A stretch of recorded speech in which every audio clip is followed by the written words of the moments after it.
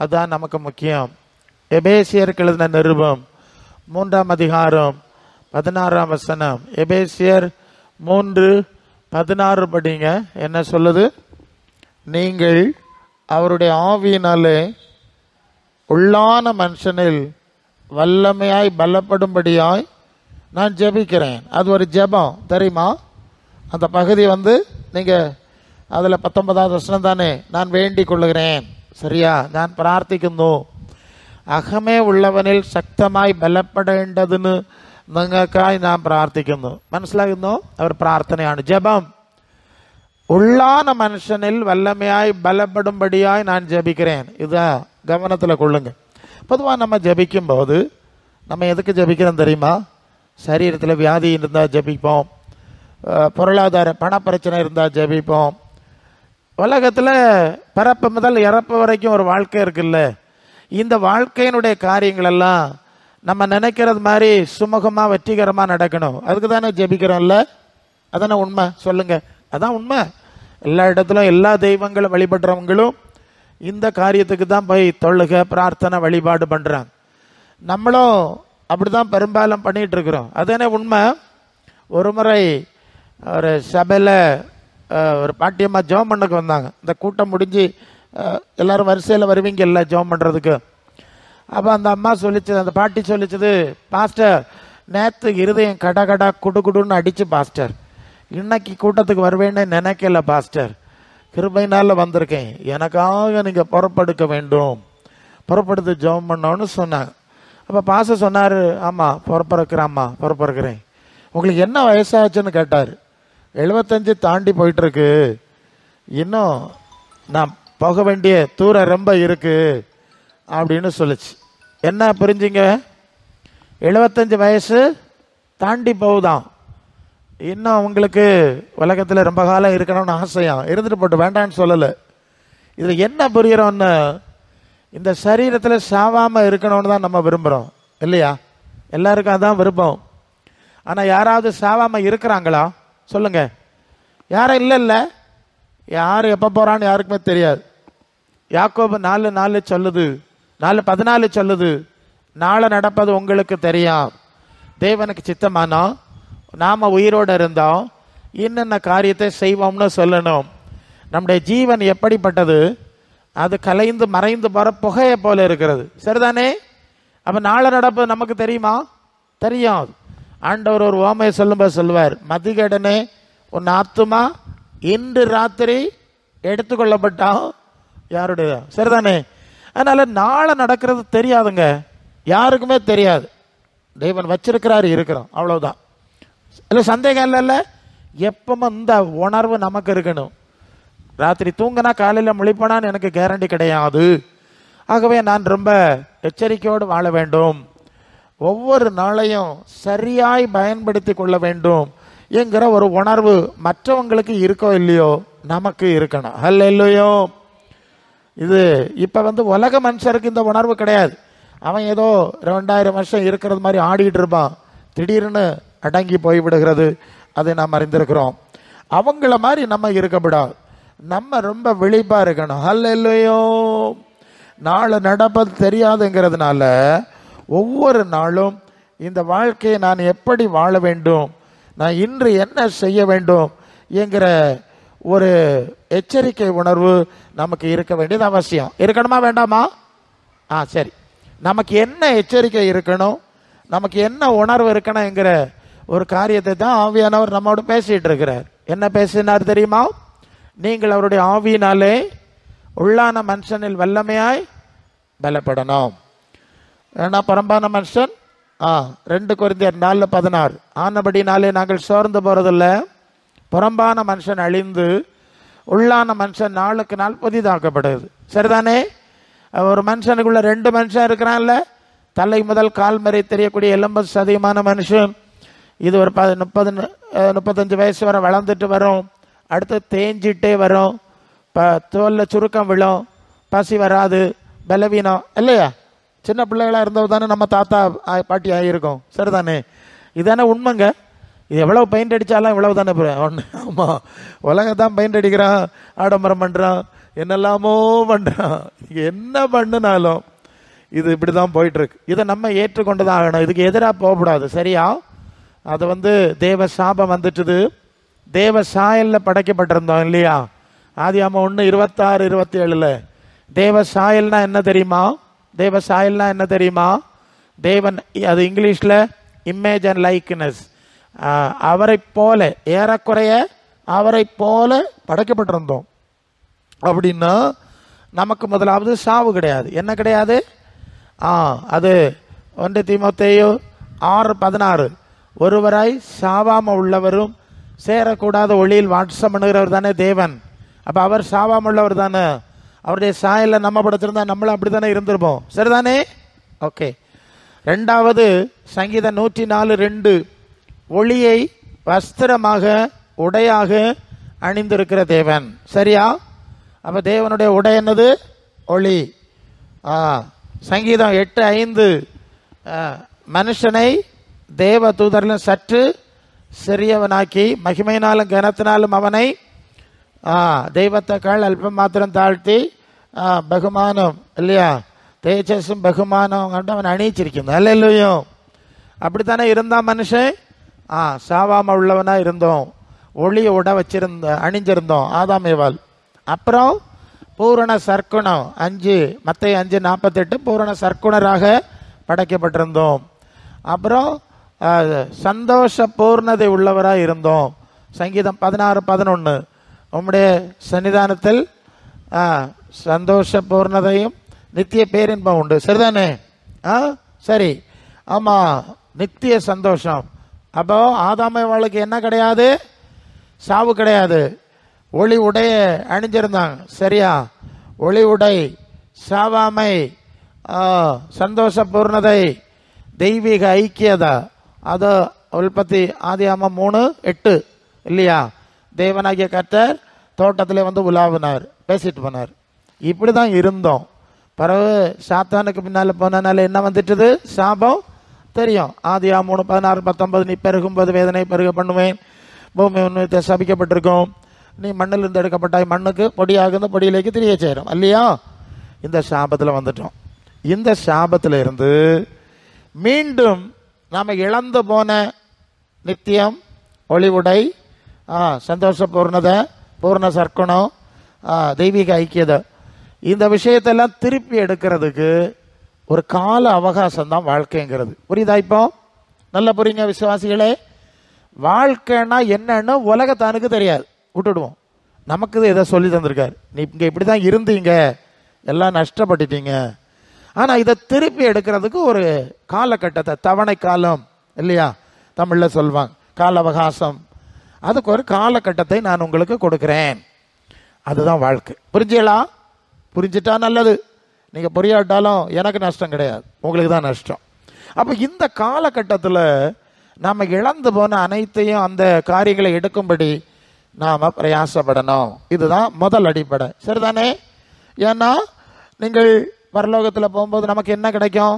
முதலாவது லூக்கா 20:36 மரித்தோர் உயிர்த்தெழுதல் அடைய பாத்திரவான்களாக எண்ணப்படுகிறவர்கள் அவர்கள் தேவனுக்கு பிள்ளைகளும் தேவ தூதர்களுக்கு ஒப்பா இருப்பார்கள், அவர்கள் இனி மரிக்க மாட்டார்கள். சரிதானே? அப்ப மரணம் இல்லாத ஒரு புதிய உடல் நமக்கு கிடைக்குமா? கிடைக்கணும் இல்லையா? 1 யோவான் 3:2 அவர் இருக்கிற வண்ணமாக அவரை தரிசிப்பதனாலே அவருக்கு ஒப்பா இருப்போம், அவரை போல இருப்போம். சரியா? பிலிப்பியர் 3:21 அவர் தம்முடைய வல்லமையான செயலினாலே நம்முடைய அற்பமான சரீரத்தை அவருடைய மகிமையான சரீரத்துக்கு ஒப்பாய் மறுரூபப்படுத்துவார். சரிதானா? அப்போ சாவாமை உள்ள ஒரு புதிய உடல் கிடைக்கும் இல்லையா? அப்புறம் புதிய உடை கிடைக்கும். அது என்னது? வெளிப்படுத்தல் 3:5 ஜெயம் கொள்ளுகிறவன் எவனோ அவனுக்கு வெண்வஸ்திரம் தரிப்பிக்கப்படும். வெண்வஸ்திரம், வெண்வஸ்திரம்னா என்னது? தேஜஸும் பகுமானமும் கொண்டு அவனை அணியிச்சிருந்தோம், ஒளி உடைய கொடுத்திருந்தாருன்னு படிச்சோம்ல, அதுதான் திருப்பி நமக்கு கிடைக்கணும், திருப்பி நாம அடையணுங்க. அதான் பாஸ் பண்ணவனுக்கு, வெற்றி பெற்றவனுக்கு நான் கொடுப்பேங்கிறார் ஒளி உடை. வெளிப்படுத்தல் 19:8 சுத்தம் பிரகாசம் உள்ள மெல்லிய வஸ்திரம் தரித்துக் கொள்ளும்படி பரிசுத்தவான்களுக்கு அளிக்கப்பட்டது மணவாட்டிக்கு. அது பரிசுத்தவான்களுடைய நீதிகளே. சரிதானே? நீதி பிரவர்த்திகளான நம்முடைய பிரவர்த்திகள் குணாம்சம், குணம், இதுக்கு அடிப்படையில் ஒரு ஒளி கூட கிடைக்குது. 1 கொரிந்தியர் 15:40-41 சூரியனுடைய மகிமை வேறு, சந்திரனுடைய மகிமை வேறு, நட்சத்திரங்களுடைய மகிமை வேறு, மகிமையில வித்தியாசம் இருக்கிறது. மரித்தோர் உயிர்த்தெழுதலும் அப்படியே இருக்கும். சரியா? நாம் ஒரு மரித்தோர் உயிர்த்தெழுதல் வரோம்ல, புதிய சரீரத்தில் வரும்போது எல்லாரும் ஒரே பிரகாசத்தில் வரமாட்டோம். ஏன்னா எல்லாரும் ஒரே மாதிரி ஜீவிதம் ஒரே மாதிரி இல்லைல்ல.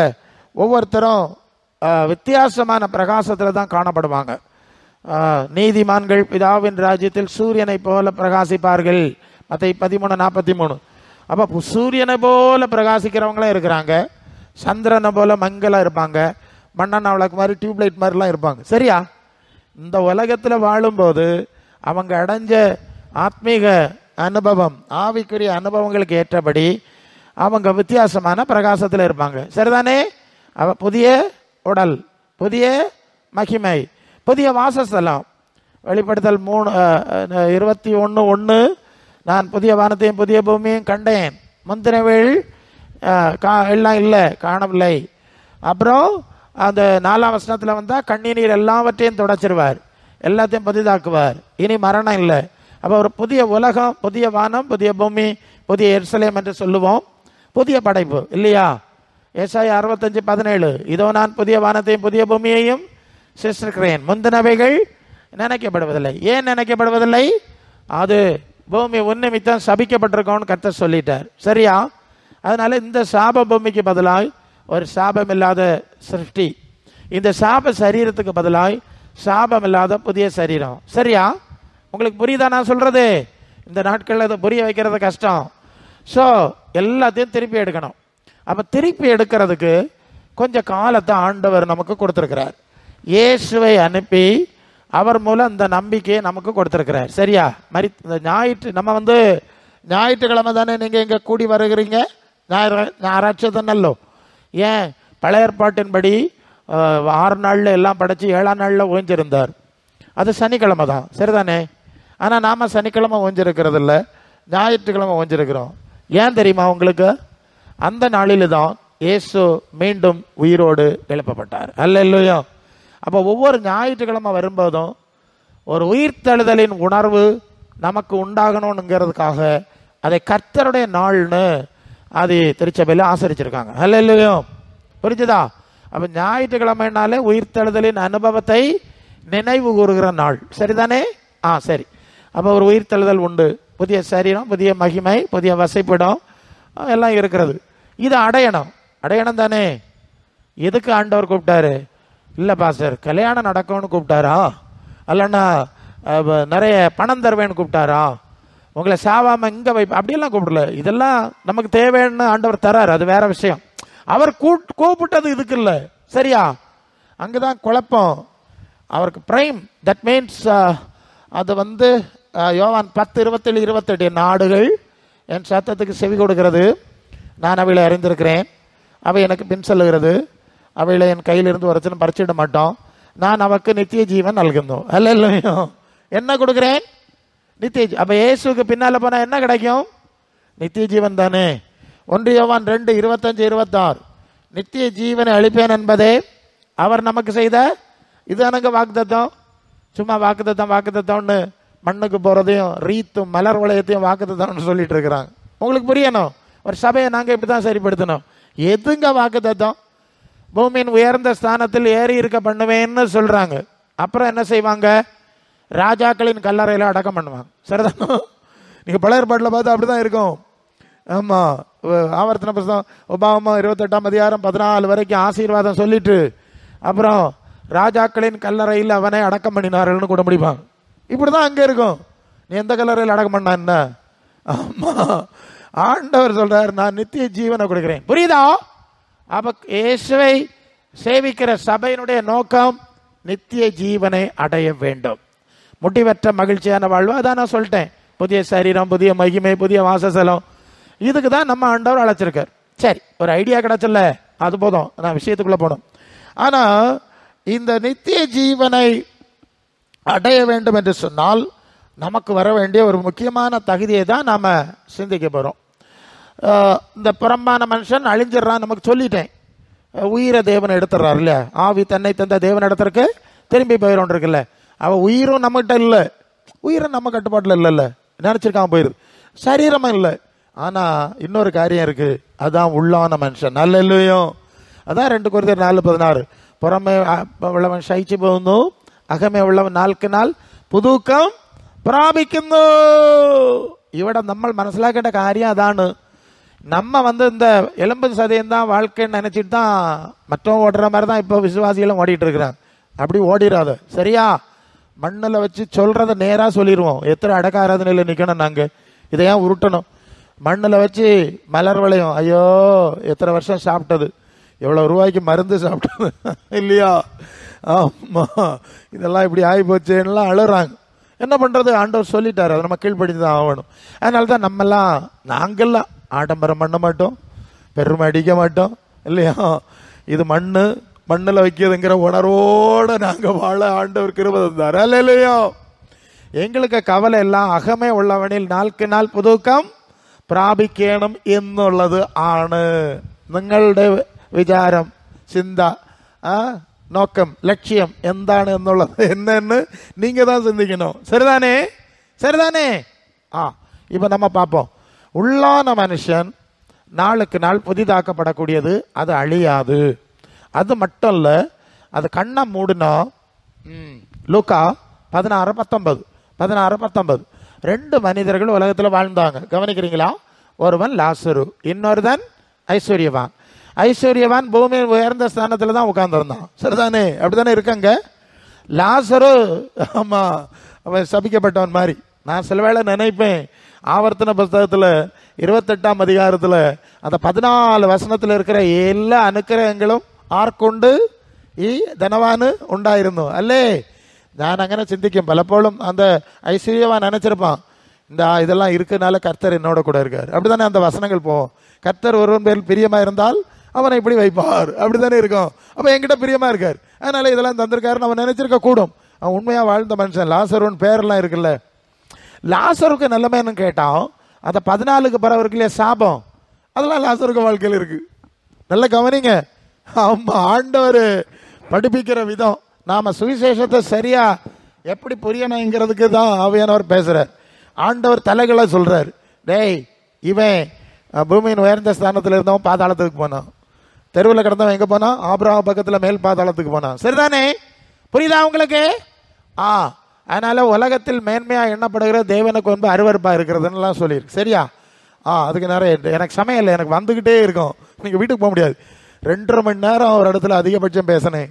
ஆமாம், நான் சமயத்தில் உங்களை அனுப்பணும். நீங்கள் அப்புறம் சமயம் தந்தீங்கன்னா நான் பேசுகிறேன். ஸோ நவ் இப்போ கொஞ்சம் இருக்கிற சமயத்தில் சிலதை எக்ஸ்பிளைன் பண்ணணும். அப்போ இந்த ஆத்மான்னு ஒன்று இருந்தது, அது ஒன்று பாதாளத்துக்கு போச்சு, ஒன்று ஆபிரகாம் கிட்ட போச்சு இல்லை? அப்போ சாவுக்கு அப்புறம் ஆத்மா இருக்குல்ல, அதுக்கு வேண்டி தான் சொன்னேன். அப்போ இந்த ஆத்மா நமக்கு முக்கியமானது, சரீரம் இல்லை, ஆத்மா முக்கியம். சரிதானே? அதனால தான் யோவான் 3:2 நீ உன் ஆத்மாவில் வாழுகிறது போல எல்லாவற்றிலும் வாழ்ந்து சுகமாக இருக்கும்படி. அப்போ முதல்ல ஆத்மாவில் வாழணும். ஆத்மாவில் வாழாதவன் நீ எப்படி வாழ்ந்தாலும் யூஸ்லெஸ், பயன் இல்லை. சரிதானே? அதனால தான் அப்படி சொல்லியிருக்கு. அப்போ ஆத்மாவில் ஆத்மா நாளுக்கு நாள் புதிதாக்கப்படுது, அது சாவை கடந்து வெளியே போகுது. சரிதானே? 2 Corinthians 5 சில வசனங்களை கொஞ்சம் ஓர்மைப்பித்தால் நல்லது. 2 Corinthians 5:7 வரும்போது, இந்த தேகத்தை குடியிருக்கையில் கர்த்தரிடத்தில் குடியிராதவர்களாக இருக்கிறோம் என்று அறிந்தோம் தைரியமாகவே இருக்கிறோம்.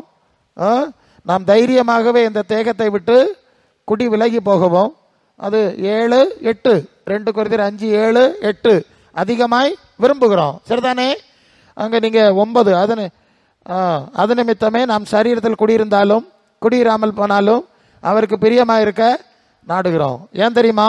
சரீரத்தில் அவனவன் செய்த நன்மைக்காவது தீமைக்காவது தக்க பலன் அடையும்படி கிறிஸ்துவின் நியாயாசனத்திற்கு முன்பாய் செத்த பிறகு நிற்கணும். சரிதானே? ஆத்மா இருக்கு, சாவை கடந்து போவோம், கிறிஸ்துவின் நியாயாசனத்துக்கு முன்பு நிற்போம். ஏன்னா அவர் தான் நியாயாதிபதி.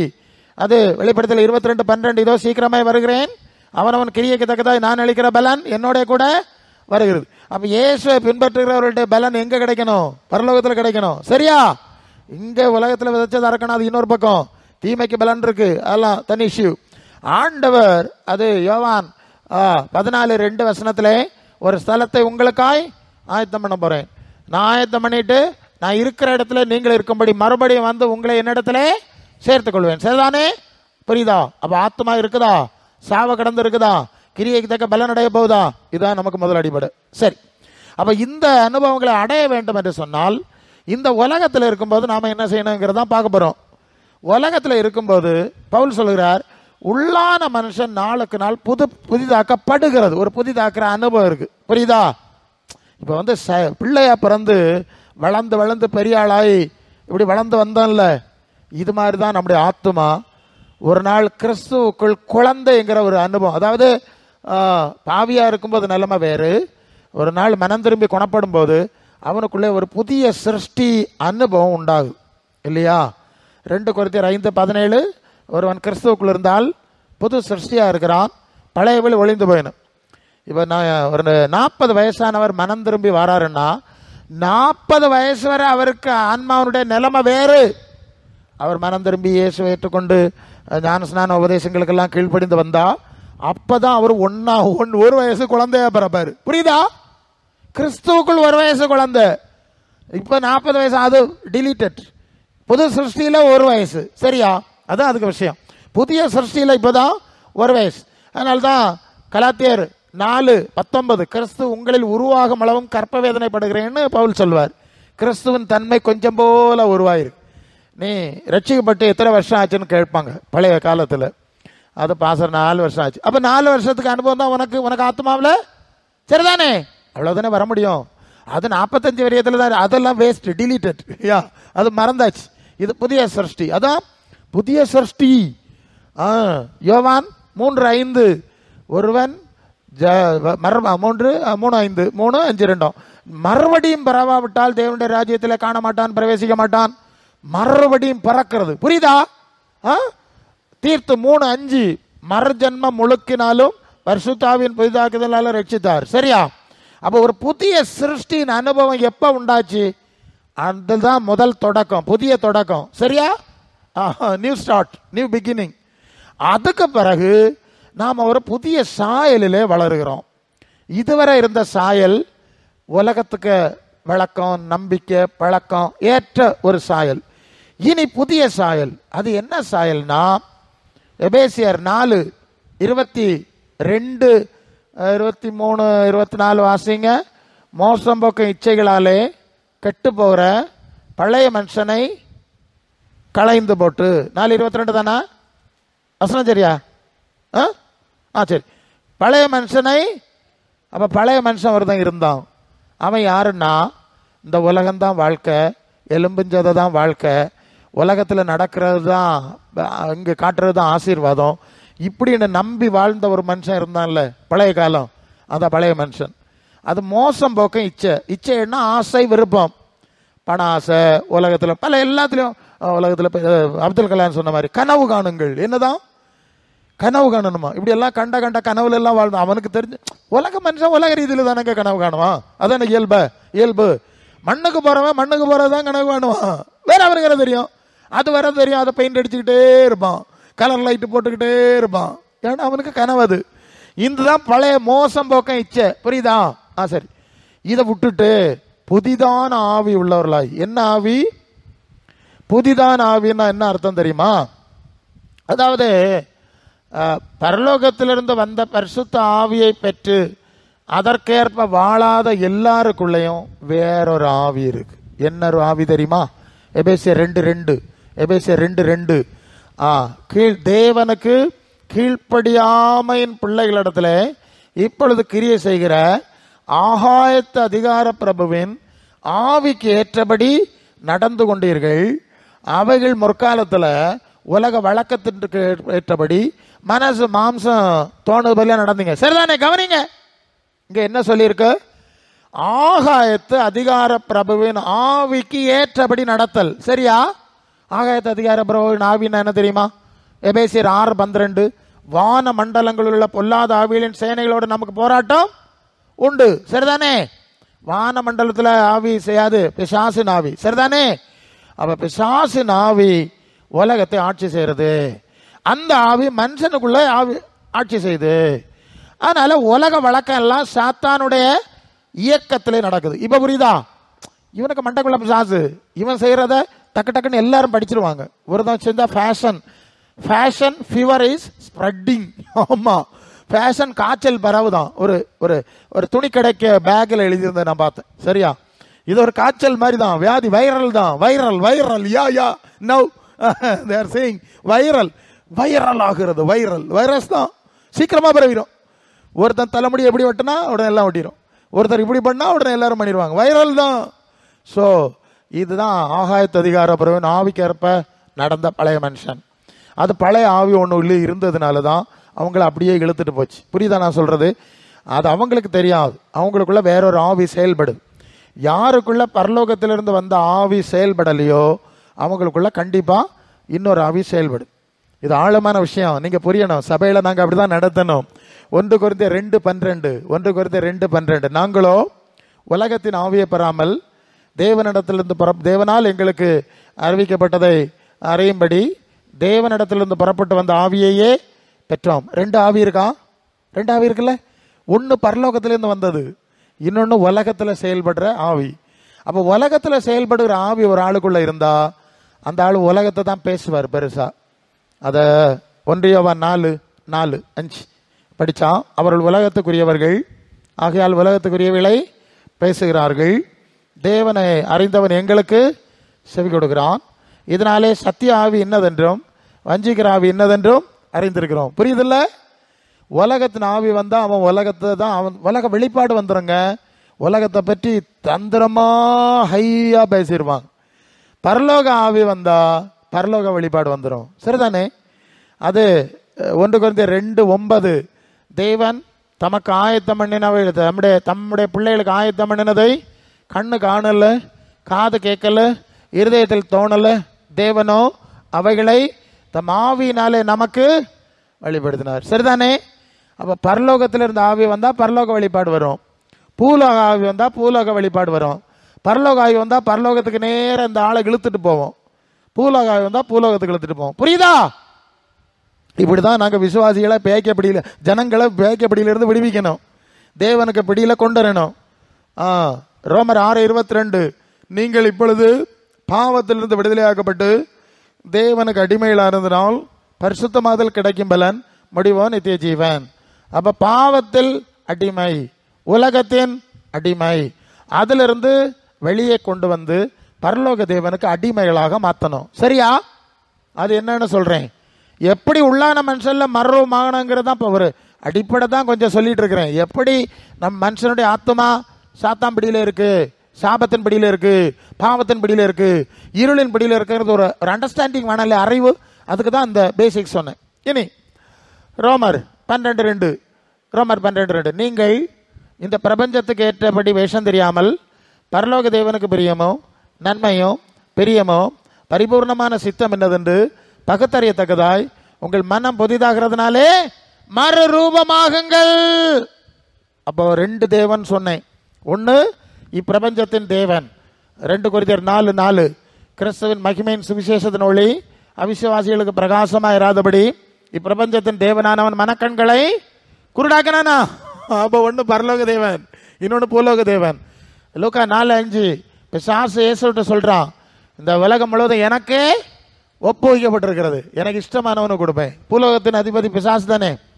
1 யோவான் 5:19 உலகம் முழுவதும் பொல்லாங்கனுக்குள் கிடக்கிறது என்று அறிந்திருக்கிறோம். சரியா? உலகம் பிசாசுக்குள்ள கிடக்குங்க, அதை மனசுல வைங்க. எங்களுக்கு அப்படிதான் சபையை சீர்படுத்த முடியும். யோவான் 18:36-37 ஏசு சொல்றார், என்னுடைய ராஜ்யம் இந்த உலகத்துக்குரியது அல்ல. சொன்னார்ல, இந்த உலகத்துக்குரியதல்லங்கிறார். அவன் பிசாசு தான் ராஜா, அவனுக்கிட்ட அவன் தான் வச்சிருக்கான். இப்போ ஆதாம் ஏவாள்கிட்ட கொடுத்தா இவன் கொண்டு அங்கே கொடுத்துட்டான் சாத்தான். அது அது எடுத்தா நேரம் போயிடும். ஒரு சின்ன புரிதல் மட்டும், இப்போ நமக்கு அடுத்த சப்ஜெக்ட் போகணும். அப்போ இந்த உலகத்தில் வாழும்போது நம்ம பரலோக தேவனை குறித்த அறிவு உள்ளவர்களாக மாறணும். அவருடைய பார்வையில் எது நன்மை, எது பரிபூர்ண சித்தம் என்று பகுத்து பார்க்கக்கூடிய ஒரு மனம் புதிதாகுதல். சரியா? இந்த ஆத்மா, அதாவது ஆத்மா, உள்ளான மனுஷன், மனம், இதெல்லாம் ஒரே விஷயத்தை குறிக்கிற வித்தியாசமான வார்த்தைகள். சரியா? ஆத்மாவுக்கு இன்னொரு பேர் தான் என்னது? மனம். இந்த மனம் தான் புதிதாக்கப்படணும். அதை தான் 2 கொரிந்தியர் 4:16 அகமே உள்ளவன் உள்ளான மனுஷன் புதிதாக்கப்படுன்னு சொல்றாரு. 2 ஒன்று தானே? அப்போ சரிதானே? ஓகே. அப்போ மனம் புதுசாகணும். மனசு என்ன சிந்திக்கணும்னா, பரலோக தேவனுக்கு எது பிரியம் என்கிறத சிந்திக்கக்கூடிய ஒரு அறிவு, பக்குவம் நமக்கு வரணும். புரியுதா? அது வரையிலன்னா நம்முடைய ஆத்மாவில் பரலோக தேவனுக்கு ஏற்ற ஒரு மறுரூபம் வராது. நீங்கள் 30 வருஷம் 50 வருஷம் விசுவாசியாக இருந்தாலும் நாங்கள் பார்க்கத்தான் செய்யும். நான் 35 வருஷமாக அந்த ஊழியத்தில் இருக்கேன். நான் பார்க்கத்தான் செய்யும். வருஷக்கணக்காக சபையில் இருந்தாலும் அவங்களுக்கு பரலோக சிந்தை வரல. அவங்க ஏதோ பேக்கை நோக்கி மட்டும் வந்து போயிட்டு இருப்பாங்க. இதுக்கு மட்டும்தான் வருவாங்க. வேணா மத்தேயு 6:20-21 உங்கள் பொக்கிஷம் எங்கே இருக்கிறதோ அங்கே உங்கள் இருதயம். சரி, நம்ம நிக்ஷேபங்கள் எവിടെ ஆயிருக்குதோ அവിടെയാണ് നമ്മുടെ இருதயம் ஆயிருக்கும் எന്നുള്ളതാണ്. அப்போ பரலோகத்திலே மனசை வைக்கணுமா? பரலோகத்திலே மனசில் வச்சா பரலோக ஆவி வரும். பூலோகத்தில் மனசு வச்சா பூலோக ஆவி வரும். புரியுதா? இப்படிதான் அஸ்திபாரம். பரலோக ஆவி வந்தால் பரலோக தரிசனம் வெளிப்பாடு வரும். பரலோக காரியங்களை பற்றிய தெளிவு நமக்கு கிடைக்கும். சரியா? சரிதானே? பரலோக சிந்தை வந்துடும்.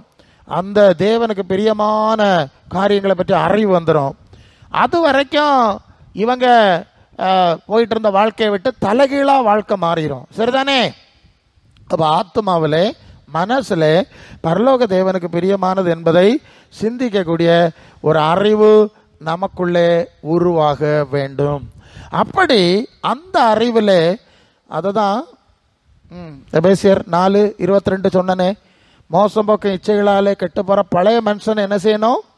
களைந்து போட்டு புதிதான ஆவி உள்ளவர்களாகி, அடுத்த வசனம் படிங்க, மெய்யான நீதியிலும் பரிசுத்தத்திலும் தேவனுடைய சாயலாய் சிருஷ்டிக்கப்பட்ட புதிய மனுஷனை தரித்துக் கொள்ளுங்கள். அல்லையோ, ஜென்ம சுவாபமுள்ள மனுஷன் அது வேறு.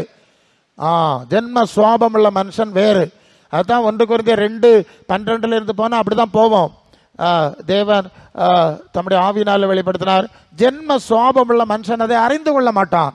அது அவனுக்கு பைத்தியமா தெரியும். இல்லையா? உலகமும் பரலோகமும் ஒன்றுக்கு ஒன்று எதிராக இருக்கு. அதனால உலகத்துக்கு பரலோக காரியம் உலகத்துக்கு பைத்தியமா இருக்கு, உலக காரியம் பரலோகத்துக்கு பைத்தியமா இருக்கு. இப்ப புரியுதா? இது ஒண்ணுக்கு ஒண்ணு எதிரான விஷயம். மனசுல வச்சுக்க. அதாவது நம்ம கண்ணை மூடும்போது இந்த உலகத்துல நாம பார்த்த சூழ்நிலை எல்லாம் வேற, கண்ணை மூடும்போது நாம சந்திக்கிற சூழ்நிலை வேற. புரியுதா?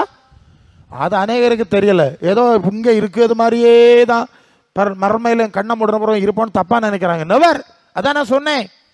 ஐஸ்வர்யவன் பாதாளத்துக்கு போயிட்டான், தலைகளாயிடுச்சு. லாசரு அங்க பரதேசத்துக்கு போயிட்டான், மேல் பாதாளம். இது மாதிரி தான். இது ரொம்ப மனசுல வைப்பீங்களா?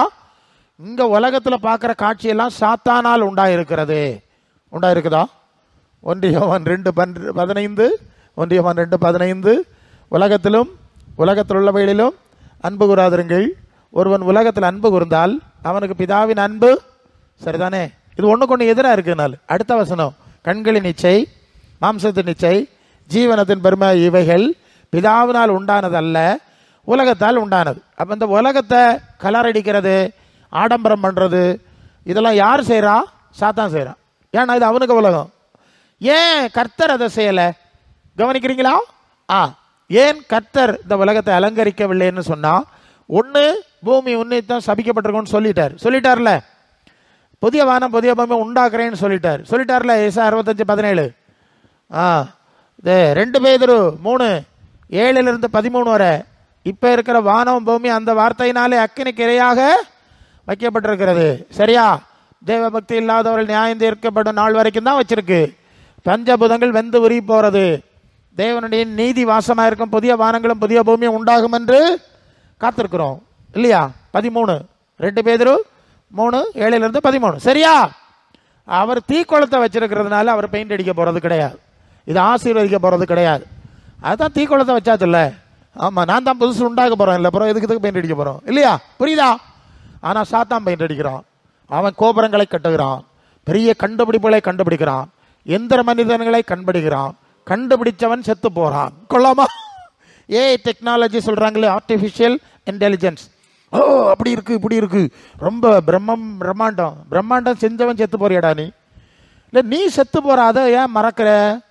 நீ எங்க போக போறங்கிறத உனக்கு யோசிக்க தெரியல. பிசாசு வந்த ஆர்டிஃபிஷியல் இன்டெலிஜென்ஸா, எந்த ரொபோட்டிக் மெஷின்ஸா, இதெல்லாம் சொல்லி ஏமாத்துறான். புரியுதா?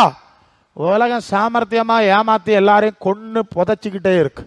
ஆத்துமா எங்க போகுதுங்கிற உணர்வு இல்லாம ஆகுது. இதுல நம்ம சிக்கப்படாது. இதெல்லாம் நீ மண்ணுக்கு போறதாண்டா, எங்களுக்கு ஆத்மா தான் நிலையானது. அதுக்கு ஒரு மரரூபம் இருக்கு, அதை அடைஞ்சாதான் நாங்கள் இயேசு இருக்கிற மாதிரி போக முடியும். அதான் சபைக்கு அனுபவம். இப்ப புரியுதா? எங்களுக்கு இதெல்லாம் விளக்க தர்றதுனால உங்களுக்கு நாங்கள் சொல்றோம். அப்ப பிதாவாகிய தேவனுக்கு பிரியமானது உலகத்துக்கு எதிராக இருக்கு. சரியா? ஆமா, 2 எஜமானுக்கு ஊழியம் செய்ய முடியாது, தேவனுக்கும் உலகத்துக்கும் சேவை செய்ய முடியாதுன்னு ஆண்டவர் சொன்னார். அப்ப நீங்க மனசுல வைங்க. அப்ப பரலோக பிதாவுக்கு பிரியமானது ஆத்மாவிலே மறுரூபப்படுவதுதான், சரீரத்தில் பெயிண்ட் அடிக்கிறது கிடையாது. ஆத்மாவிலே பரலோக பிதாவுக்கு பிரியமானது என்னது அப்படின்னா, அது மத்தேயு 5:48, பரலோகத்தில் இருக்கிற உங்கள் பிதா பூரண சர்க்குணராய் இருக்கிறது போல நீங்களும் பூரண சர்க்குணராய் இருங்கள், சர்க்குண பூர்ணன் ஆயிருக்குவேன் എന്ന് പറഞ്ഞിട്ടുണ്ടല്ലോ. அப்ப மனசுக்கு கோணம் என்னதே? கோணம் மனசுக்கு சிந்தை. அப்ப முதல் சிந்தை என்ன சொன்னேன்? பரலோக சிந்தை. என்ன சிந்தை? பரலோக சிந்தை தானா? ஏன் பரலோக சிந்தைன்னா, மாம்சத்துக்கென்று விதைக்கிறவன் அழிவை அறுப்பான், ஆத்மாவுக்கென்று விதைக்கிறவன் நித்திய ஜீவனை அறுப்பான். உலகத்துக்கென்று விதைக்கிறவன் மண்ணுக்கு போவான், பரலோகத்துக்கென்று விதைக்கிறவன் விண்ணுக்கு போவான். சரிதானே? அதுதான் அது 1 Corinthians 15:44 மண்ணானவன் எப்படிப்பட்டவனோ மண்ணானவர்களும் அப்படிப்பட்டவர்களே, வானத்துக்குரியவர் எப்படிப்பட்டவரோ வானத்துக்குரியவர்களும். 48 ஓகே, 48 1 Corinthians 15:48 தானே? மண்ணானவன் யாரு? இந்த மண்ணுக்கு பெயிண்ட் அடிக்கிறவன் தான் மண்ணானவன். சரியா? கல்லறையில வச்சு மலர்களை வைக்கிற மண்ணானவன். வானத்துக்குரியவர் இயேசு, வானத்துக்குள்ளேருந்து வந்த கர்த்தர். சரியா? அப்போ விசுவாசிக மனசு பரலோகத்துல வச்சா அவங்களுக்கு வானத்துக்குரிய சிந்தை உண்டாயிரும். சரிதானே? உண்டாகணும். பூமிக்குரிய சிந்தை போகணும், மண்ணான சிந்தை போகணும். சிந்தை போய் பரலோக சிந்தை வரணும். முதலாவது மனசை பரலோகத்துல வைக்க படிக்கணும். அதனாலதான் இயேசுக்கு முதல் பிரசங்கம் என்ன தெரியுமா? அது மத்தேயு 4:17. அது முதல் இயேசு மனம் திரும்புங்கள், சொர்க்க ராஜ்யம் എന്നല്ലേ, பரலோகம். பரம்னா மேலேன்னு அர்த்தம், ஹெவன்லின்னு அர்த்தம். மனசை எங்க திருப்பு? பரலோகத்துக்கு நேரா திருப்பு. அதானே முதல் பிரசங்கம். சரி, அப்ப பரலோகத்துக்கு நேரா மனசை திருப்புனா பரலோக ஆவி வரும், பரலோக வெளிப்பாடு வரும், பரலோகத்துக்கு நேரா அது நம்ம நடத்தும். பூமியின் உயர்ந்த ஸ்தானத்துல ஏறலான்னு நீ கூட்டத்துக்கு போனா உனக்கு உலகத்தின் ஆவி வரும். அதான் புரியுதா? இன்னைக்கு சபையில இது இந்த பிரச்சனை வந்துட்டு, பூமியின் உயர்ந்த ஸ்தானங்களே ரொம்ப பேசுனதுனால பூமியின் ஆவி வந்துட்டுது. அது மண்ணிலே இவங்களை வட்டம் கறக்கிட்டே இருக்குது, பரலோகத்தை தடுத்து போடுது. இது பயங்கர டேஞ்சரான விஷயம். ஓகே, முதல் பரலோக சிந்தை. 2வது குணம். என்ன சொன்னேன்? குணம். 1 பேதுரு 3:4 என்ன சொல்லு தெரியுமா? மயிரை பின்னி பொன்னாபரணங்கள் அணிந்து விலையுயர்ந்த வஸ்திரங்கள் உடுத்துக் கொள்ளுதலாகிய புறம்பான அலங்கரிப்பு உங்களுக்கு அலங்காரமா இராமல், அடுத்தது அழியாத அலங்கரிப்பா இருக்கிற சாந்தமும் அமைதலும் உள்ள ஆவியாகிய இருதயத்தில் மறைந்திருக்கிற குணமே உங்களுக்கு அலங்காரமாய் இருக்க கடவுது. இதுவே தேவனுடைய பார்வையில் விலையேற பெற்றது. அந்த வசன பகுதியில் என்னெல்லாம் இருக்கு தெரியுமா? கவனிக்கிறீங்களா? 1 அழிவுக்குரிய அலங்காரம், இன்னொன்னு அழியாத அலங்காரம் இருக்குல்ல. அந்த சப்ஜெக்ட் அழிவுக்குரிய அலங்காரம்னா என்னது? பட்டு கோட்டு டை ஆடம்பரம் எல்லாம் பண்ணி அடக்கம் பண்றாங்கல்ல, இதுதான் அழிவுக்குரிய அலங்காரம். புரியுதுல்ல? பெயிண்ட் அடிக்கிறாங்க. ஓகே. அழியாத அலங்காரம்னா என்ன தெரியுமா? மனசுல மறைஞ்சிருக்கிற குணம். நல்ல குணம். என்ன நல்ல குணம்? அது பரிசுத்த ஆவியினால் வந்த குணமும் இருக்கிறது, அசுத்த ஆவியினால் வந்த குணமும் இருக்கிறது. கலாத்தியர் 5:22-23 ஆவியின் கனியோ அன்பு, சந்தோஷம், சமாதானம், நீடிய பொறுமை, தயவு, நற்குணம், சாந்தம், விசுவாசம், இச்சையடக்கம். இது என்ன ஆவியினால் வர்ற குணம்? பரிசுத்த ஆவியினால், பரிசுத்த ஆவியினால் வர்ற குணம். அதுக்கு மேலே 2 வசனம் இருக்கு. கொலைகள், வரிகள், களியாட்டுக்கள், மார்க்கபேதங்கள், சண்டைகள், பிரிவினைகள்லாம் ஒரு பட்டியல் இருக்குல்ல. இது எந்த ஆவியினால வர்ற குணம்? அசுத்த ஆவியினால வர்ற குணம். ஓகே, அதான் அதுக்கு பொருள். அப்போ நமக்கு என்ன குணம் வரணும்? பரிசுத்த ஆவியினால் உண்டாகிற குணம் வரணும். அதை தான் அங்கே படிக்கிறோம். அவ இருதய மனம் தான் ஆத்துமா. ஆத்மாவின் குணம் தான் விலையேறம் பெற்றது, அழியாதது, அன்பு ஒழியாது. அந்நிய பாஷையானாலும் ஒழிஞ்சு போயிடும். எல்லாம் அந்நிய பாஷை பேசினாலும் ஒழிஞ்சிடும் இல்லை, சொல்லியிருக்குல்ல. ஸோ குணம். அப்போ அழியாத அலங்காரம் இருக்கிறது, அழிவுக்குரிய அலங்காரம். நீங்கள் எதை விரும்புகிறீர்கள்? அழியாத அலங்கரிப்பை விரும்பினால் இந்த குணத்தினாலே அலங்கரியுங்கள். அழிவுக்குரிய அலங்காரம் மண்ணில் வைக்கும்போது சங்கடப்படுவீர்கள். அடுத்தது, இதுவே தேவனுடைய பார்வையில் விலையேறப்பட்டது. இருக்கா வார்த்தை அங்க? நான் 1 பேதுரு 3:3. அப்ப தேவனுடைய பார்வையில் விலையேறப்பட்டது என்னது? குணம். என்னது? உலகத்தின் பார்வையில் விலையேறப்பட்டது என்னது? பிணம். சரிதானே? அதானே, பணத்துக்கு தானே பெயிண்ட் அடிக்கிறாங்க. அதுக்கு தெரிஞ்சது அது அவன் பண்றான். ஓகே, அப்ப உலகத்தின் பார்வையில் விலையேறப்பட்டது பிணம், தேவனுடைய பார்வையில் விலையேறப்பட்டது குணம். இப்ப புரியுதா? அழியாதது, அழிவுக்குரியது. தேவனுடைய பார்வையில் விலையேறப்பட்டது, உலகத்தின் பார்வையில் விலையேறப்பட்டதுன்னு புரிஞ்சுட்டீங்க. உள்ளான இருதயத்தில் மறைந்திருக்கிற குணம்னு சொல்லியிருக்கு. அப்ப உள்ளான அலங்காரம், புறம்பான அலங்காரம் 2 இருக்கா? புறம்பான அலங்காரம் தான் மொத்தம் செய்யறான். ஆத்மாவில் அலங்காரத்தை தேவ பிள்ளைகள் செய்யறான். சரியா? இந்த குணம் தான் ஆத்மாவுக்கு வடிவத்தை. நம்ம உள்ளான மனுஷன் ஒன்று சொல்றோம்ல, ஆத்மா. இந்த ஆத்மா இதுக்கு ஒரு வடிவம் வேணாம்ல. இந்த வடிவம் எப்படி உருவாகுதுன்னா நம்முடைய குணத்தினால உருவாகுது. அல்ல இல்லையா? அதான் ரொம்ப முக்கியம். நம்முடைய குணம் தான் நம்முடைய ஆத்மாவின் வடிவத்தை நிர்ணயிக்கிறது, அதை உருவாக்குகிறது. அதான் மகிமையா வெளிப்படுதுன்னெல்லாம் நான் சொன்னேன். 2 குணம் இருக்கு. அது எபேசியர் 3ஆம் அதிகாரமா, நீங்க முற்காலத்தில் அந்தகாரமாய் இருந்தீர்கள். எப்படி இருந்தீங்களாம்? இருட்டா இருந்தமா. ஆத்மாவிலே முற்காலத்தில் நீங்கள் அந்தகாரமாய் இருந்தீர்கள். இப்பொழுதோ வெளிச்சத்தின் பிள்ளைகளாக இருக்கீங்க. அது 4:8. முற்காலத்திலே அந்தகாரமாக இருந்தீர்கள், இப்பொழுது கர்த்தருக்குள் வெளிச்சம், வெளிச்சத்தின் பிள்ளைகளாய் நடந்து கொள்ளுங்கள். ஆவியின் கனி சகல நற்குணத்திலும் நீதியிலும் உண்மையிலும் விளங்கும். கர்த்தருக்கு பிரியமானது இன்னதென்று சோதித்து பாருங்கள். சரியா? நம்முடைய குணம்தான் நம்முடைய ஆத்மாவுக்கு பிரகாசத்தையும் கொடுக்கலாம், இருட்டையும் கொடுக்கலாம். 2 பக்கம் நடக்கும். அது பிரகாசம் கொடுக்கிற குணமா இருந்தால் பிரகாசத்தை உண்டாக்கும். இருட்டு அந்தகாரத்தின் கிரியைகளை தள்ளிவிட்டு ஒளியின் ஆயுதங்களை தரித்து கொள்ள கடவுள்னு இன்னொரு வசனம் சொல்லுது. சரியா? அப்ப குணமே பிரதானம், விலையேறப்பட்டது, ஆத்மாவின் வடிவத்தை நிர்ணயிக்கிறது. அப்ப முதலாவது என்ன சொன்னேன்? பரலோகத்திலே மனசை வைக்கும்போது பரலோக ஆவி பரலோக வெளிப்பாடுகளை தந்து நம்முடைய மனசை அந்த ரூபத்துக்கு மாத்துறது. 2வது, அந்த ஆவி நம்முடைய குணத்தை தெய்வீக குணங்கள் உள்ளவர்களாய் மாத்துது. அல்ல இல்லையா? ஆமா, என்னதான் பணம் இருந்தாலும் குணம் இல்லைன்னா உதவாது தானே, நமக்கு அப்படி தெரியும்ல. அதனால்தான் குணத்திலே பூரண சர்க்குணராக நாம் மாற வேண்டும். தேவன் பூரண சர்க்குணராக இருக்கிறார். அந்த வடிவத்துக்கு ஏற்ப நம்முடைய ஆத்மா மறுரூபம் அடைய வேண்டும். சரியா?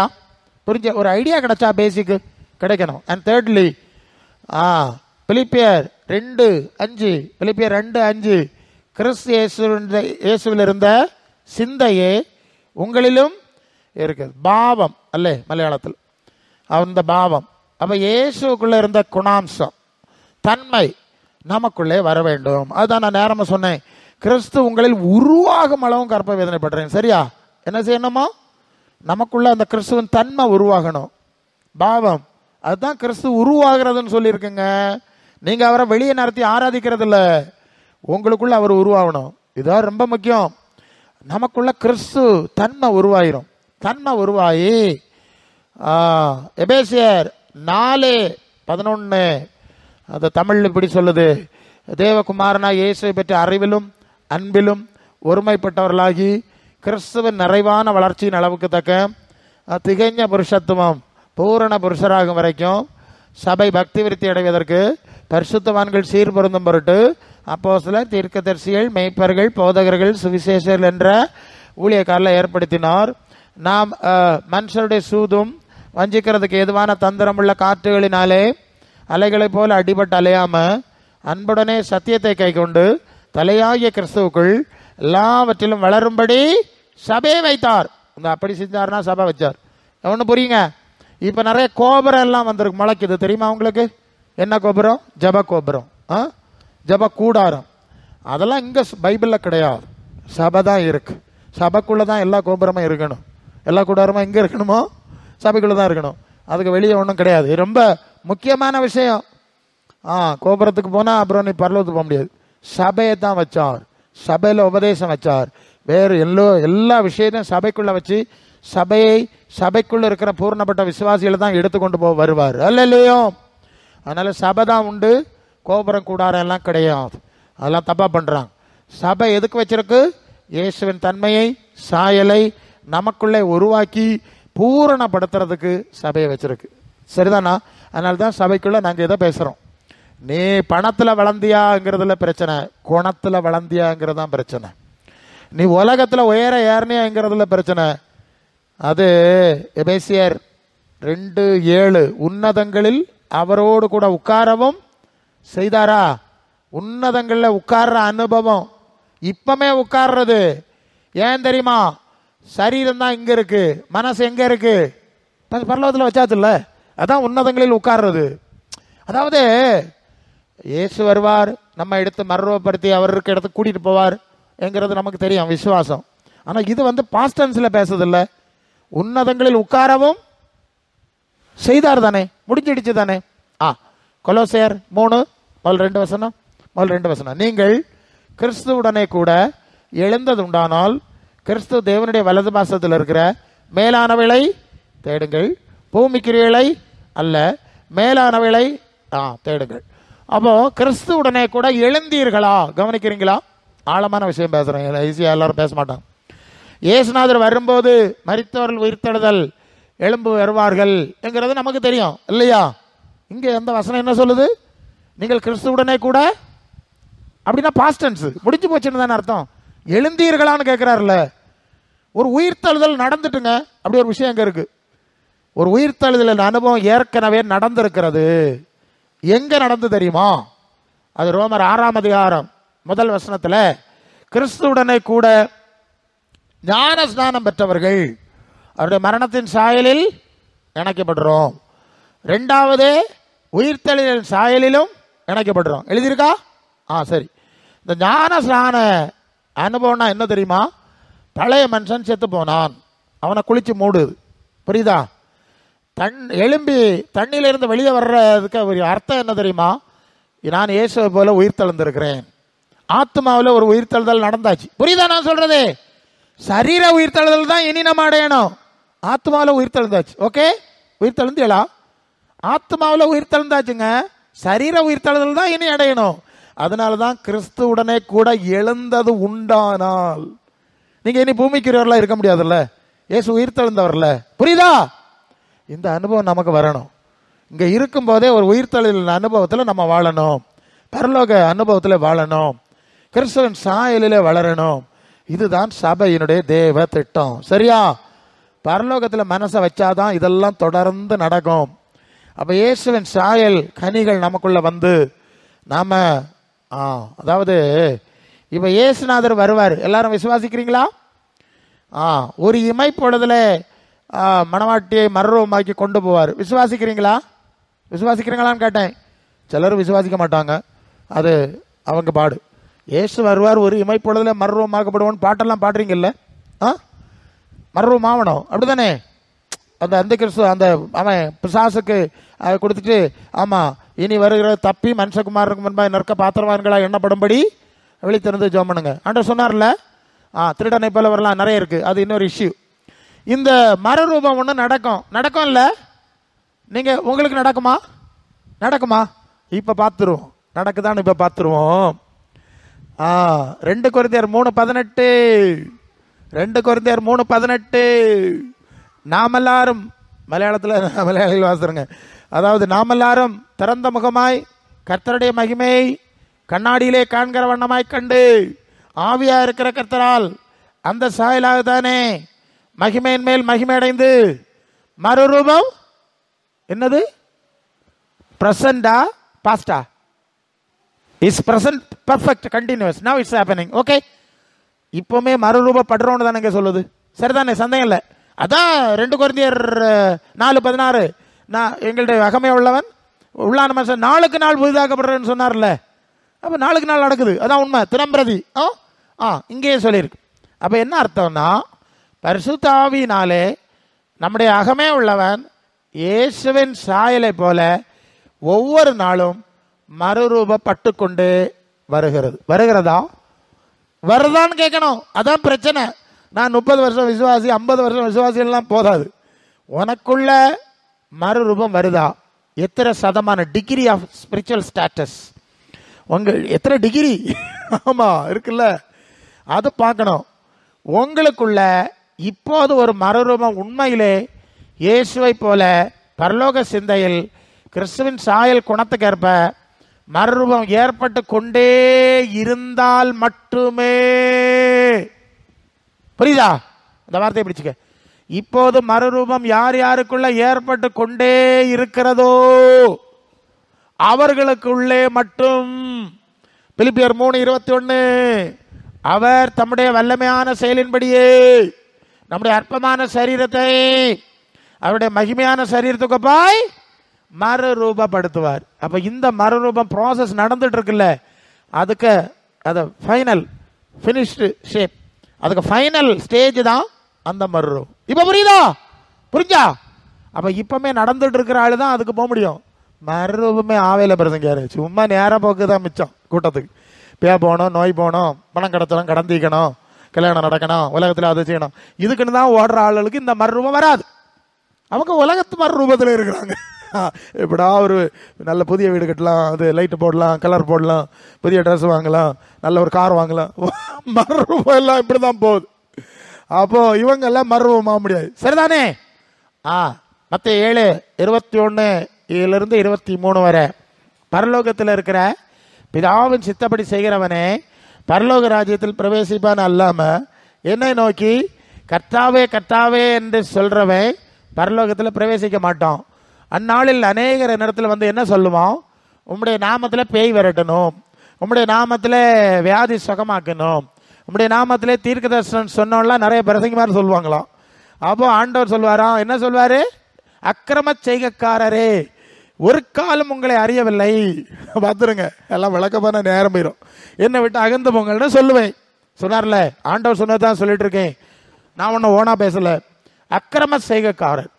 இந்த பகுதியிலிருந்து நம்ம என்ன புரிகிறோம்னா, நீங்க இயேசுவை ஆராதிக்கிறதுனால பரலோகத்துக்கு போக முடியாது, கர்த்தர்னு சொல்றதுனாலையும் போக முடியாது, அற்புதம் செஞ்சதுனாலையும் போக முடியாது, உங்களுக்கு ஆண்டவர் அற்புதம் செஞ்சதுனாலையும் போக முடியாது. எனக்கு கேன்சர் வியாதி இருந்து எனக்கு சுகம் தந்தார், நீ பரலோகத்துக்கு போக முடியாது. எனக்கு இந்தந்த காரியங்கள் ஆண்டவர் வெற்றி தந்தார், பரலோகத்துக்கு போக முடியாது. பரலோகத்துக்கு போனோம்னா பரலோக பிதாவுக்கு சித்தம் செய்யணும். இல்லையா? இது அநேகருக்கு தெரியல. இது அழிவுக்குரிய காரியம். பரலோகம் அழியாதது, இது அனித்தியம், அது நித்தியம். நீ அனித்தியமான காரியம் தானே கிடைச்சுன்னு சொல்ற. ஆண்டவரே எனக்கு கேன்சர்ல சுகம் தந்தீர்னு சொல்றாய், அங்க போய் நிப்பாய், ஆண்டவர்கிட்ட நிப்ப இல்லையா? அப்ப அவர் கேட்பாரு, நீ நம்ம சொல்லுவோம் எனக்கு சுகம் தந்தீர். ஆமா சுகம் தந்தா, நீ செத்து தானே இங்க வந்திருக்கா, சுகம் அங்க தந்து அப்படி வரல, செத்து தானே வந்தாங்க. நீ கார் தந்தேன், காரை போட்டுட்டு தானே இங்க வந்தா. நீ வீடு தந்தேன், வீடை போட்டுட்டு தானே இங்க வந்திருக்கான். கல்யாணம் நடத்தினேன், ஆமா புருஷனை பஞ்சாதியை போட்டுட்டு தானடா இங்க வந்தா இல்லையா? தந்ததெல்லாம் இங்க வர்றதுக்கு என்னடா செய்தாச்சு? புரியுதா நான் சொல்றது? பரலோகத்துக்கு வர என்ன செஞ்சா? குணத்தை சரிப்படுத்தினியா? உள்ளான மனுஷன்ல மறுரூபப்பட்டியா? பரலோக சிந்தை இருந்தா இங்க வர்றதை பற்றி என்ன செஞ்சு வச்சு கொண்டு வந்திருக்க? அது கொண்டா என்ன இருக்கும்? ஒன்றும் இருக்காது. எவ்வளவு மோசடி பத்தியெல்லாம் மறந்துடாது. அதனாலதான் ஆண்டவர் சொன்னார், பரலோக பிதா சித்தத்தை இங்க இருக்கும் போதே செய்யணும். தேவ சாயல், கிறிஸ்தவன் சாயல், அதான் இவ்வளவு நேரம் பார்த்துட்டு இருக்கோம். அவங்க மட்டும்தான் பரலோகத்துக்கு போக முடியும். அதனால தயவு செய்து உங்களுக்கு உலகத்தில் நன்மைக்காக நீங்க வர்றவங்க பரலோகத்துக்கு போக முடியாது. ஆண்டவர் தர்றாரு, இல்லைன்னு சொல்லலை. இதன் மூலம் நீங்க அடுத்தது ஆண்டவருக்கு பின்னால போயிருக்கணும்ல, இயேசுக்கு பின்னால போயிருக்கணும்ல. அந்த இயேசு தான் எனக்கு சுகம் தந்தாரு, நான் இயேசுக்கு பின்னால போறேன். இயேசு தான் எனக்கு விடுதலை தந்தாரு, நான் இயேசுக்கு பின்னால என் ஆடியன் சத்தம் கேட்குது என்னை பின்பற்றுதுன்னு சொன்ன மாதிரி பின்னால போறேன். அப்படி பின்னால போகும்போது அவர் நித்திய ஜீவனை தருவார். நீங்கள் அவருக்கு பின்னால் போக மாட்டோம், நாங்கள் இங்கே இருந்துக்கிடும், கேட்டது மட்டும் தரணும், உமக்கு பின்னால் எல்லாம் வர முடியாது. மத்தேயு 28 கடைசி 2 வசனத்தில் நீங்கள் புறப்பட்டு போய் சகல ஜாதியையும் சீசர் ஆக்கணுமா பக்தர் ஆக்கணுமா சொல்லுங்க. நான் படித்த பைபிள் எல்லாரையும் சீசர் ஆக்க சொல்லுது, இப்போ எல்லாரும் பக்தர் ஆக்கிட்டு இருக்காவ. யோவான் 4:1 என்ன சொல்லுது? யோவான் 4:1 ஏசு என்ன செஞ்சாராம்? சீசராக்கி ஞானஸ்நானம் கொடுத்தாராம். அவர் சீசராக்கி தான் ஞானஸ்நானம் கொடுத்துருக்காரு, சீசராக்க தான் சொல்லியிருக்காரு. ஆனால் இப்போ என்ன நடக்குது? பக்தர் ஆக்குறாங்க. தப்பாக்குறாங்கல்ல, சொல்லி தானே அவனை, நான் தானே சொல்லணும். சீசர் ஆகுதுன்னா என்னதுன்னா இயேசுக்கு பின்னாலே நடந்து போகிறது, ஃபாலோயிங் ஜீசஸ். ஓகே. 1 பேதுரு 2:21 அவருடைய அடிச்சுவடுகளில் நடந்து வரும்படி அவர் மாதிரியை வைத்து போனார். 1 யோவான் 2:6 அவருக்குள் நிலைத்திருக்கிறேன் என்று சொல்லுகிறவன் அவர் நடந்தபடியே தானும் நடக்க வேண்டும். யோவான் 13:15 நான் செய்தது போல செய்யும்படி உங்களுக்கு மாதிரியை வைத்து போனேன். அப்போ இயேசுடைய வசனத்தின்படி மாதிரியின்படி ஜீவிக்கிறது தானே சீசத்துவம். அது இப்போ இல்லை. என்ன செய்யுது? இவ எங்கே போகிறாங்கன்னு நமக்கு தெரில, எல்லாத்தையும் திருப்ப வேண்டிய இருக்கு. ஆராதனை பாட்டு மட்டும்தான் இருக்கு, இயேசுவின் சிந்தை தன்மை ஒன்றுமே இல்லாமல் போகிற ஒரு மோசமான நிலை இருக்கு. நீங்கள் விழித்து கொள்ள வேண்டும். விழித்து கொள்வீர்களா? விழித்து கொண்டு உங்கள் சிந்தையை மாற்றிருங்க, மனசை மாற்றுங்க, பரலோகத்தை நேராக திருப்புங்க. பரிசுத்த ஆவியானவர் போதிக்கிற வார்த்தை இதெல்லாம் ஆவியானவர் கற்றுக் கொடுத்தது தான். அதில் திருப்பினீங்கன்னா உங்கள் உள்ளான மனுஷன்ல பலன் வரும், வல்லமை வரும். அகமே உள்ளவனில் பலன் வந்தால் புறமே உள்ளவனிலும் அவசியமான விடுதலை வரும். அல்லையா? ஆத்மா செத்து போச்சுன்னா நீ ஊசி போட்டு ஒன்றும் செய்ய முடியாது. ஆத்மா அதான் உள்ளான மனுஷன்ல பலப்படுறது தான் அடிப்படை, அதுதான் சபைக்க நோக்கம். அதனால தான் நம்ம மற்ற சூழ்நிலையில விட்டு இந்த சூழ்நிலைக்கு வந்திருக்கோம். சரியா? இன்னிலிருந்தே ஒரு நல்ல தீர்மானம் எடுக்கணும். ஆண்டவரே, நான் உள்ளான மனுஷன் பலப்படணும், ஆத்மாவிலே மறுரூபமாகணும், மகிமை மேல் மகிமை அடைந்து இப்பவுமே மறுரூபம் நடக்கிறதா தான் நான் அந்த மறுரூபம் அடைய முடியும். அல்ல கர்த்தருக்குள் மரித்து போனாலும் அதை எழும்பி வர முடியும், இல்லைன்னா வேஸ்ட் ஆகிடும். ஆகவே எனக்கு உதவி செய்யும். அப்போ எபேசியர் 3:16 நீங்கள் உங்கள் உள்ளான மனுஷனில் வல்லமையாய் பலப்படும்படி உங்களுக்காய் நான் ஜெபிக்கிறேன். அது ஜெபம் தானே. அப்போ இன்னைக்கு ஜெபத்தை அப்படி வச்சுக்கலாமா? உள்ளான மனுஷனில் பலப்படும்படி உங்களை நீங்கள் ஒப்பு கொடுப்பீங்களா? வேற அங்கேங்க திரும்பாத. ஆமாம், வசனத்தை வாசி, ஆண்டவரோடு நடக்கணும். ஒரு சொல்லி முடிக்கிறேன். ஏனோக்கு தேவனோடு சஞ்சரித்தான், நோவா தேவனோடு சஞ்சரித்தான், ஆபிரகாம் சஞ்சரித்தான். நாம் ஆண்டவரோடு சஞ்சரிக்கணும். அதுதான் 1 யோவான் 1:3 எங்களுடைய ஐக்கியம் பிதாவோடும் அவருடைய குமாரனாக இயேசுவோடும் இருக்கிறது. இயேசுவோடு சஞ்சரிக்கிறோம். சபையோடு சஞ்சரிக்கிறதெல்லாம் அப்புறம்தான். முதல்ல இயேசுவோடு சஞ்சரிக்கணும், அடுத்தது இயேசுக்கு உரியவர்களோடு சஞ்சரிக்கணும். சரியா? அதுதான் அந்த வரிசை. இயேசுவோடு சஞ்சரிச்சுட்டு தான் நீங்கள் இயேசு பரிசுத்தவனுடைய ஐக்கியங்கிறதுடைய அர்த்தம் அது. நீங்கள் இயேசுவை விட்டுட்டு வேற ஐக்கியத்துக்கு போனால் அரசியல் ஆகிடும். சரியா? ஆகவே இந்த நாளிலே இந்த வசனங்கள் மூலம் கர்த்தர் உங்களை ஆசீர்வதிக்க வேண்டும். நீங்கள் தாழ்த்தி ஒப்பு கொடுங்கள். ஓகே, கர்த்தர் இந்த வார்த்தைகளினால் உங்களை ஆசீர்வதிப்பாராக. ஆமென்.